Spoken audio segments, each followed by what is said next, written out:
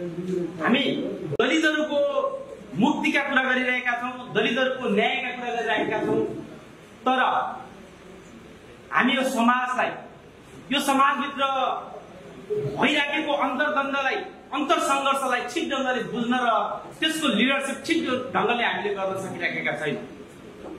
हामीले आज यो राष्ट्रको सबै दलित समुदायको न्यायको कुरा भाषणमा मात्रै सीमित गर्दै यसलाई कार्यान्वयनको ठाउँमा पुर्याउने भन्ने विषय आजको निकै चुनौतीको विषय हो।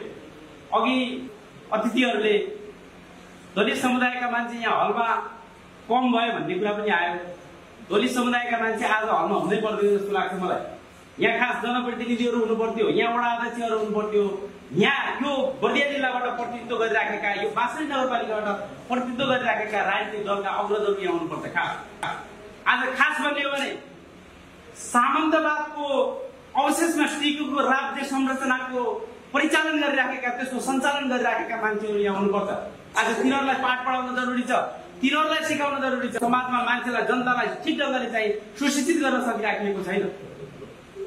त्यसो हुँदाखेरि यहाँ दलित समुदायका मान्छेहरू हुन जरुरी छैन। यहाँ त प्रतिनिधिहरू, यहाँ आज हामीले हेर्यौं भने विभेद विभिन्न ढंगले भइराखेका छ। आज 6 जुन उन्मूलन दिवस मनाइरहँदाखेरि यहाँका जनप्रतिनिधिहरू, ठूला आफूलाई महाराज भन्ने मान्छेहरू यहाँ उपस्थित नहुनु भनेको यो पनि विभेद। यो विभेदलाई हामीले कसरी बुझ्ने? त्यसो हुँदा आज विभेदको विकास भएको छ, नयाँ ढंगले विकास भइराखेको छ। जुन कुरा विज्ञान र प्रविधिमा विकास हुनु पर्थ्यो, विकासमा हुनु पर्थ्यो, यो देशको समाज रूपान्तरणमा विकास हुनु पर्थ्यो, नयाँ ढंगले त्यो विकास हुनु पर्थ्यो। तर आज जातीय विभेद, वर्गीय विभेद आज नयाँ ढंगले विकास भएको छ।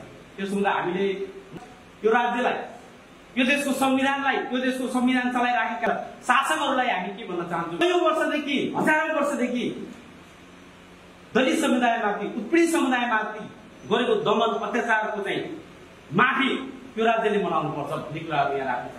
त्यसो हुँदा आज सडकमा न्यायको आवाज बोल्नको निम्ति चाहिँ उठान गरिराखेका, त्यसको प्रयास गरिराखेका मान्छेहरूको लिडरशिप गर्ने तयारी गरिराखेका छौँ, त्यसको प्रयास गरिराखेका छौँ। त्यसो हुँदा सम्पूर्ण चाहिँ यहाँ उपस्थित आमा बुवा, दाजुभाइ तथा दिदीबहिनीहरूलाई म के भन्न चाहन्छु भने हामी दलितका विषयहरू उठाइराखेका छौँ, तर हाम्रो आन्दोलनका नेतृत्वहरू कहीँ न कहीँ विचलित भइरहेका छन्। त्यसो हुँदा समाजको अन्तर्द्वन्द्व र समाजको भित्री समस्याहरूलाई ठिक ढंगले चाहिँ हामीले बुझेर अबको हाम्रो आन्दोलन भनेको यो जातीय आन्दोलन मात्रै होइन, समग्र चाहिँ आज उत्पीडित वर्गको कुरा हामीले उठाउनु पर्नेछ। त्यो वर्गको उठानको निम्ति आज नेकपा बहुमत पनि सडकमा आफ्नो जीवज्यान फालेर सङ्घर्ष गरिराखेको छ र यो राज्य व्यवस्थाबाट, यो संविधानबाट जनताको न्याय सुनिश्चित छैन भन्ने कुराहरू पनि यहाँ राख्दै यो कार्यक्रम सफलताको शुभकामना दिँदै मलाई पनि यहाँ आफ्नो विषयवस्तु राख्ने अवसर प्रदान गर्नुभएकोमा आयोजक समितिलाई धन्यवाद दिँदै बिदा हुन्छु। धन्यवाद, नमस्कार।